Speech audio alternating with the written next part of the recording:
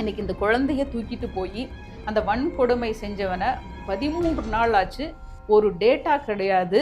அவனை எப்படி பிடிக்கிறதுங்கிறதுக்கு எந்த ஒரு ஆதாரமும் நம்ம கிட்ட கையில இல்லை.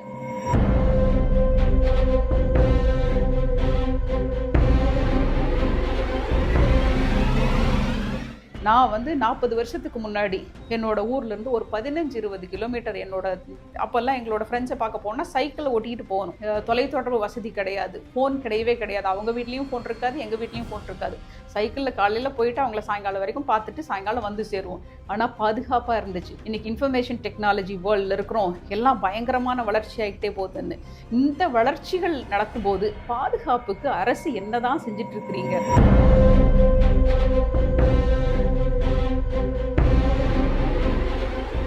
வேறு மாநிலத்திலிருந்து இங்கே வராங்க. அப்படி வரும்போது அதை செய்கிறவங்க யாருன்னு கண்டுபிடிக்கிறதுக்கு என்ன டேட்டா நம்மகிட்ட இருக்குது? அப்படி எதுவுமே நம்மக்கிட்ட கிடையாது. ஸ்டேட் மைக்ரண்ட் ஒர்க்மன் ஆக்ட், இந்த சட்டம் மிக முக்கியமான ஒரு இடம் பெறுது. 2021-22 கொடுத்துருக்கிறது வரைக்கும் பார்த்தீங்கன்னா அதில் சும்மா 1182 பேர் தான் வந்திருக்காங்க, மைக்ரண்ட் ஒர்க்கர்ஸ் இருக்கிறாங்க அப்படிங்கிற மாதிரி கொடுத்துருக்காங்க. ஆனால் இன்றைக்கி நம்ம கோடிக்கணக்கில் இருக்கக்கூடிய மைக்ரண்ட் ஒர்க்கர்ஸ் தமிழ்நாடு முழுவதும், இது தமிழ்நாட்டுக்கு வந்திருக்கக்கூடிய பிரச்சனை மட்டும் கிடையாது, ஒவ்வொரு மாநிலத்துக்கும் வந்திருக்குது.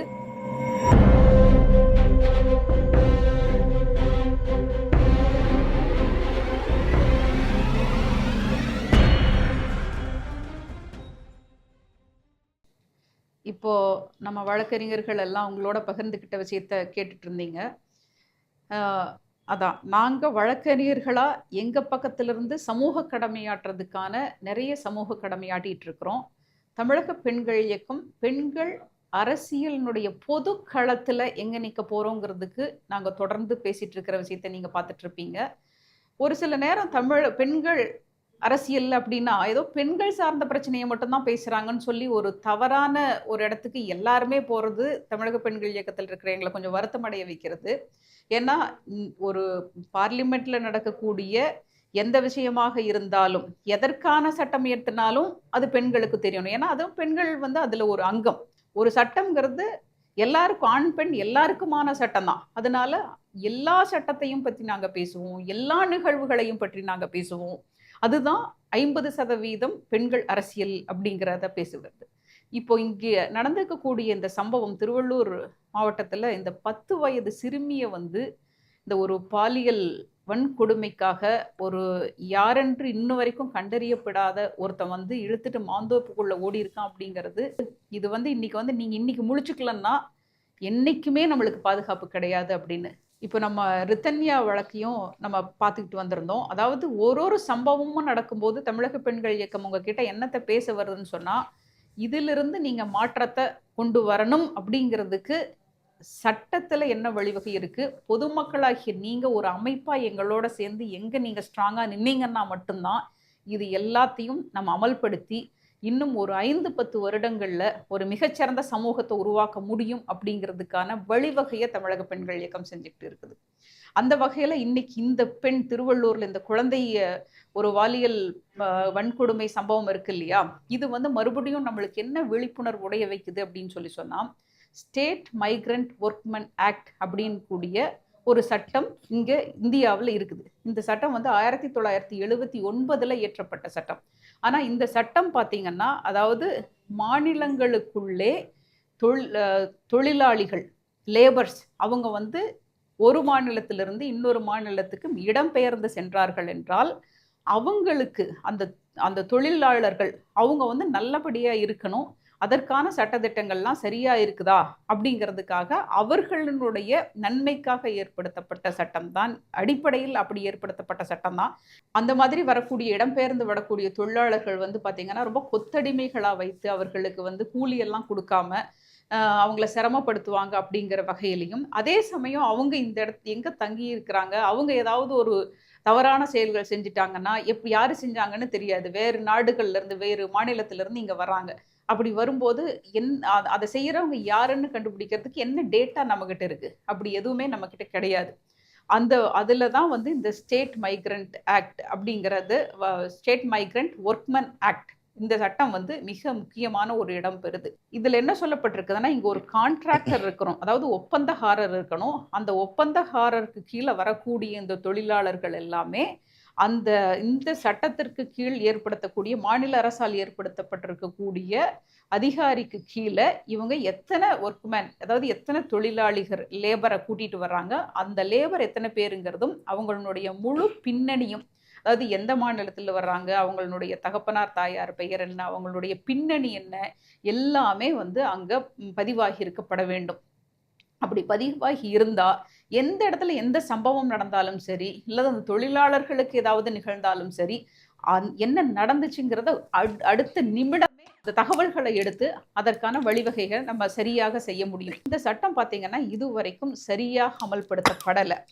அதாவது இது வந்து ஒரு மத்திய அரசு சட்டம் தான். சட்டங்கள் உங்களுக்கு தெரியும், மத்திய அரசு சட்டம் இருக்கு, மாநில அரசுகள் உருவாக்கக்கூடிய சட்டங்கள் இருக்கு. இந்த மத்திய அரசு உருவாக்கக்கூடிய சட்டம் பார்த்தீங்கன்னா எல்லா மாநில அரசுகளுக்குமே பொருந்தும். தமிழ்நாட்டில் வந்து இதுக்கு இருக்கக்கூடிய அந்த துறையில சில டேட்டா கொடுத்துருக்காங்க. அதாவது தமிழ்நாடு அரசு தொழிலாளர் துறை, கவர்மெண்ட் ஆஃப் தமிழ்நாடு லேபர் டிபார்ட்மெண்ட்ல வந்து சில டேட்டா கொடுத்துருக்காங்க. அந்த டேட்டாவில் என்ன இருக்குன்னு சொன்னால் 2021-22 வரைக்கும் தான் கொடுத்துருக்கு. அந்த டேட்டா ஒரு முழுமையான டேட்டா இல்லை. அதில் கொடுத்துருக்கிறதுல 2021-22 கொடுத்துருக்கிறது வரைக்கும் பார்த்தீங்கன்னா அதில் சும்மா 1182 பேர் தான் வந்திருக்காங்க, மைக்ரண்ட் ஒர்க்கர்ஸ் இருக்கிறாங்க அப்படிங்கிற மாதிரி கொடுத்துருக்காங்க. ஆனால் இன்னைக்கு வந்து நம்ம கோடிக்கணக்கில் இருக்கக்கூடிய மைக்ரண்ட் ஒர்க்கர்ஸ் தமிழ்நாடு முழுவதும், இது தமிழ்நாட்டுக்கு வந்திருக்கக்கூடிய பிரச்சனை மட்டும் கிடையாது, ஒவ்வொரு மாநிலத்துக்கும் வந்திருக்குது. குறிப்பாக பார்த்தீங்கன்னா தென் மாநிலங்கள் வளர்ந்துருக்கிறதுனால அத்தனை மாநிலங்களுக்குமான பிரச்சனையாக இருக்குது. இன்னைக்கு இந்த குழந்தைய தூக்கிட்டு போய் அந்த வன்கொடுமை செஞ்சவனை 13 நாள் ஆச்சு, ஒரு டேட்டா கிடையாது, அவனை எப்படி பிடிக்கிறதுங்கிறதுக்கு எந்த ஒரு ஆதாரமும் நம்ம கிட்ட கையில் இல்லை. நம்ம எங்க அதாவது இதையும் நம்ம வந்து ஒரு மிக முக்கியமான விஷயமா எடுத்துக்காம நம்ம கடந்து போயிட்டு இருக்கோம். இது அந்த ஒரு பெண் குழந்தைக்கு நடக்கல, அந்த அம்மா கதறதுக்காக நடக்கல, இது வந்து ஒவ்வொருத்தருக்கும் நடந்துட்டு இருக்குதுங்கிறத நீங்க யோசிச்சு, இந்த ஸ்டேட் மைக்ரண்ட் ஒர்க்மேன் ஆக்ட் மட்டும் பத்தாது. மாநிலத்திலிருந்து எதற்காக ஒரு மாநிலத்திலிருந்து இன்னொரு மாநிலத்திற்கு சென்றாலும் அவர்களுடைய பின்னணி, அவர்களுடைய முழு ஆதாரங்கள் எங்கிருந்து வந்திருக்காங்கிறது பதிவு செய்யப்பட்டிருந்தால் ஒருத்தரை வந்து உடனடியாக பிடிக்க முடியும். இதுக்கு நான் அது இல்லாமல் இந்த பெண் குழந்தை ஓடிச்சு இல்லையா, ஓடி வந்து சொல்லக்கூடிய நேரத்தில் அந்த பெண் குழந்தை ஓடி வந்து தன்னோட அம்மா கிட்டவோ இல்லை பக்கத்தில் இருக்கிறவங்க கிட்ட முறையிடுது. அந்த முறையிட்டு இருக்கக்கூடிய நேரம் காலம் அப்படிங்கிறதும் அந்த நேரத்தில் வந்து அவனால் என்னதான் நீங்கள் அவன் ஃபாஸ்ட்டாக அவன் போயிருந்தா கூட இன்னைக்கு இருக்கிற வாகன வசதி இல்லை, அந்த 1 மணி நேரத்துக்குள்ள அவன் கடந்திருக்கக்கூடிய தொலைவுங்கிறது ஒரு 15-20 மைல் தொலைவை தாண்டி சுற்றளவை தாண்டி அவன் போயிருக்கவே முடியாது. இதை நான் ஒரு உதாரணத்தில் நான் உண்மையிலேயே பார்த்ததை சொல்கிறேன். நான் போயிருந்தது வந்து 15 வருஷங்களுக்கு முன்னாடி நான் இங்கிலாந்து போயிருந்தேன். அங்கே நடந்த விஷயத்த சொல்ல, அங்கே வந்து ஒரு திருட்டு போயிடுச்சு. அப்போ அந்த திருட்டு பிடிக்கிறதுக்கு உடனே அந்த ஒரு ஃபோன் கால் வருது, அவ்வளோதான். ஏன்னா நாங்கள் போயிருந்தது வந்து வழக்கறிஞர்கள் கிட்ட கூட வேலை செய்கிறதுக்கு. அப்போ வழக்கறிஞர்கள் கூட வேலை செய்யும் பொழுது கிரைம் டிபார்ட்மெண்ட் அண்ட் லாயர்ஸ், அதாவது ஒரு இன்வெஸ்டிகேஷன் டிபார்ட்மெண்ட்டு, அந்த போலீஸும் வழக்கறிஞர்களும் எப்படி செயல்படுறாங்க அப்படிங்கிறதுனால எங்களை வந்து அங்கே இருக்கக்கூடிய இன்வெஸ்டிகேஷன் எப்படி நடக்குதுங்கிறத பார்க்குறதுக்கும் கூட்டிகிட்டு போயிருந்தாங்க. நாங்கள் அங்கே போகும்போது தான் இந்த சம்பவம் நடந்துச்சு. அந்த திருடு அங்கேருந்து போகிறதுக்குள்ள அங்கேருந்து ஹெலிகாப்டர் கிளம்பிருச்சு அவன் எங்கே போகிறான்னு சொல்லிட்டு சென்சாரில் அவனை ரெகக்னைஸ் பண்ணிக்கிட்டே போகிறாங்க. அந்த 1/2 மணி நேரத்துலேருந்து 3/4 மணி நேரத்துலேருந்து அந்த திருடன் பிடிக்கப்பட்டாச்சு.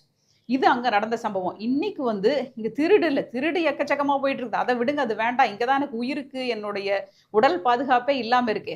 அப்படி இவ்வளோ மோசமாக ஒரு பெண் குழந்தைய மாந்தோப்புங்கிறது நம்ம எப்படி வாழ்ந்த விஷயம், ஓடி ஆடி மகிழ்ச்சியாக, அது வந்து நம்மளுக்கு மாந்தோப்பு இல்லை தென்னந்தோப்பு இந்த மாதிரி நம்ம தமிழ்நாட்டில் இருக்கிற நம்மளுக்கு வந்து இந்த மாதிரி விஷயத்தையெல்லாம் பார்க்கும்போது பார்த்தீங்கன்னா ஒரு கற்பனையும் ஆசையும் அங்கே இருக்கக்கூடிய ஒரு மகிழ்ச்சிகரமான எண்ணங்களும் தான் நமக்காக இருக்கட்டும் குழந்தைகளுக்காக மனசில் ஓடும்.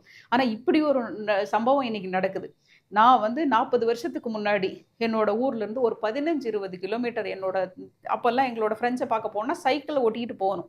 எங்கள் ஒரு பக்கம் காற்று பயங்கரமாக அடிக்கும், அதில் சைக்கிளை ஓட்டிகிட்டு கிட்டத்தட்ட பார்த்தீங்கன்னா மொட்டை கரடு காடுகள் அப்படி தான் இருக்கும். ஒரு 15-20 கிலோமீட்டர் நான் சைக்கிளில் போவேன் பயணம் பண்ணி. ஆனால் இந்த பயம் கிடையாது, எங்கள் அப்பா அம்மாவுக்கு இந்த பயம் கிடையாது. அன்னைக்கு வந்து தொலைத்தொடர்பு வசதி கிடையாது, ஃபோன் கிடையவே கிடையாது. அவங்க வீட்லேயும் ஃபோன் இருக்காது, எங்கள் வீட்லேயும் ஃபோன் இருக்காது. சைக்கிளில் காலையில் போயிட்டு அவங்கள சாயங்காலம் வரைக்கும் பார்த்துட்டு சாயங்காலம் வந்து சேருவோம். ஆனால் பாதுகாப்பாக இருந்துச்சு. ஆனால் அன்னைக்கு எங்கள் அம்மா அப்பா எல்லாம் நிம்மதியாக இருந்தாங்க. ஆனால் இன்னைக்கு என்றுனாலையும் நிம்மதியாக இருக்க முடியல. நம்ம சொல்கிறோம் நம்ம வந்து இன்னைக்கு இன்ஃபர்மேஷன் டெக்னாலஜி வேர்ல்டில் இருக்கிறோம், எல்லாம் பயங்கரமான வளர்ச்சி ஆகிட்டே போகுதுன்னு. இந்த வளர்ச்சிகள் நடக்கும்போது பாதுகாப்புக்கு அரசு என்னதான் செஞ்சுட்டு இருக்கிறீங்க அப்படிங்கிற கேள்வி இங்கே வராமல் இல்லை. நாங்கள் திருப்பி திருப்பி வேற வழி கிடையாது, அரசுங்கிறது நீங்கள் இருக்கிறதே எங்களை பாதுகாக்க தான். அது ஒன்றிய அரசாக இருந்தாலும் சரி, மாநில அரசாக இருந்தாலும் சரி, சரியாக செய்யப்படாத வரை கேள்வி கேட்பது தான் மக்களினுடைய வேலை.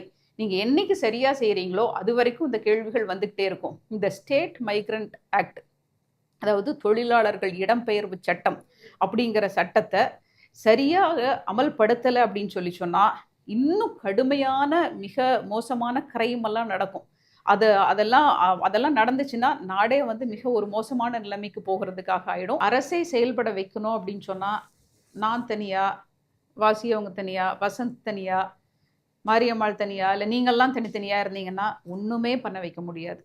ஒரு அமைப்பாக நம்ம சேர்ந்து செயல்பட்டால்தான், அதாவது ஒரு பெண்களுக்கான பாதுகாப்புங்கிறது சமூகத்துக்கான பாதுகாப்பு. தமிழக பெண்கள் இயக்கம் சொல்றது 50% பெண்கள் அரசியலிலும், இன்னும் 50% மற்றவங்கெல்லாம் இருக்கிறீங்க, குறிப்பா ஆண்கள் இளைஞர்கள் இருக்கிறீங்க.